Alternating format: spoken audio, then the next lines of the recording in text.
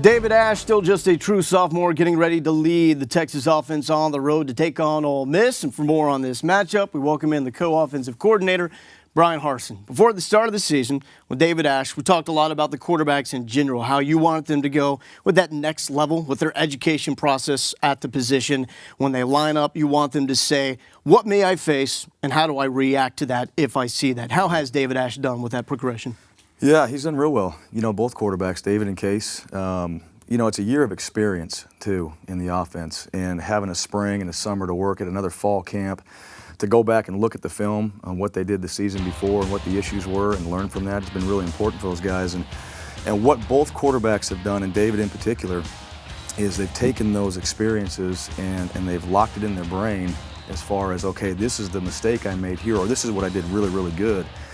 And now they've getting those situations and they know what to do. And now we're into a situation where we're making new mistakes at times, but the old ones now, those are eliminated. And we want to move on to new things because we're going to get new looks and things like that. So very happy with where he's at from that standpoint. Very happy with his preparation habits that he's creating week to week, and that's what we're asking for. Any new buzzwords for those quarterbacks that you'd like to throw out to them to think about? Oh, there's a lot. You know, there really is. You know, each week's a little bit different. Anything special for the road? Nothing in particular as far as anything different that we do, but this week it is about preparation. This week is about handling the adversity in games and things like that. And so, we talk about those things quite a bit because you're going to be on the road now and they're going to make plays and the crowd's going to get excited. And what's your response? And that's a big thing for the quarterback position in general, is to come back in the huddle and go, okay, guys, let's go. Let's get back into this game right now. We're fine. And have that confidence when you do that and get ourselves back rolling again and make sure that we're just doing our job. Marquise Goodwin, he's had a lot of jobs in the offseason. He was overseas in London, USA Track and Field, and because of that, he gets the opportunity to go meet the president, go to the White House with USA Track and Field. Yeah. Mac Brown says there's no issues with him coming back, being prepared to be in the flow of the offense. But what has the difference been between this point this year and this point last year in terms of you figuring out who he is, how he fits, and the same for Marquise? Yeah, Keys, great opportunity for him to be able to do that, and we have no issue with that. For him to be at the White House. You ever been to the White House? I never have. No, I actually asked him, and he said no. It's a one-man show. But very happy with Marquise because the one thing that he brings that competitiveness, not only from the track standpoint, the football standpoint. He's been around a lot of good athletes. And our kids look to him because they've seen what he's done on the football field and track competition. And he brings a toughness about him. This last game, he was a guy out there that was as physical as anybody on the football field. And so those things are showing up on tape, and guys have to look at that and see it and respect it. And on top of that, he understands what he needs to do. He understands his role, and has been a great leader for that group. And we saw him get physical with that blocking. There are 2 catches, which is fine, but because of that blocking, that's one of the reasons Coach Brown said he was the offensive MVP. We also saw the running backs getting into the game in a way that isn't typical when you think of running backs. Usually just go straight to the box score, look at the carries. Okay, that dictates whether it was a good game or not. But why are these young running backs affecting the game when they're not just carrying the football?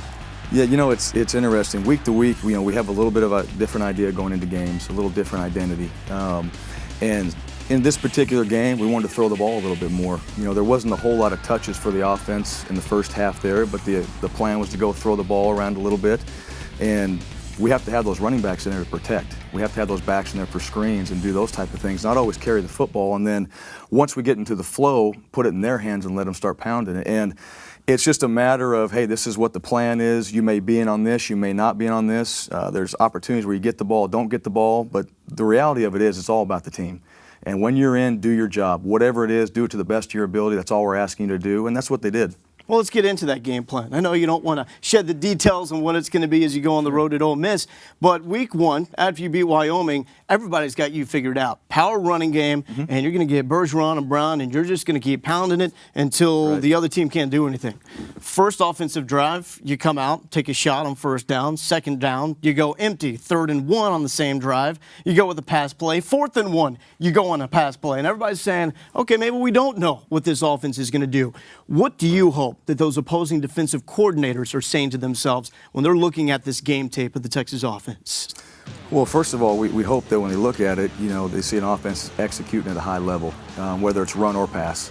And, we'll never lose the identity of being a physical football team. And that doesn't always mean just in the run game. That is in the pass game as well.